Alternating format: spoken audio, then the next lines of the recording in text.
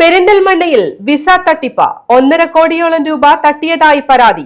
സംഭവത്തിൽ Mirza international overseas consultants ഏജൻസിയുടെ managing ഡയറക്ടറായ ചെർപ്പുളശ്ശേരി കാറൽമണ്ണ് സ്വദേശി ഹുസൈനെ പോലീസ് പിടികൂടി. ഷെങ്കൻ യൂണിയനിൽ ഉൾപ്പെട്ട യൂറോപ്യൻ രാജ്യങ്ങളിൽ വിവിധ തൊഴിലുകൾ വാഗ്ദാനം ചെയ്താണ് ഇയാൾ 1.5 കോടിയോളം രൂപ തട്ടിയത്.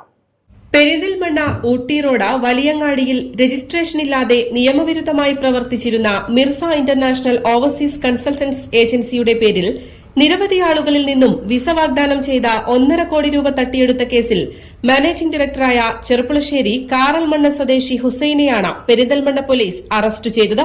ഷെങ്കൻ യൂണിയനിൽ ഉൾപ്പെട്ട രാജ്യങ്ങളിലേക്കുള്ള ഷെങ്കൻ വിസ, ജോബ് വിസ എന്നിങ്ങനെ വ്യാജേന സോഷ്യൽ മീഡിയകളിൽ പരസ്യം നൽകിയാണ് ഇയാൾ ആളുകളെ കണ്ടെത്തിയിരുന്നത് എന്നാണ് പരാതിയിൽ പറയുന്നത്.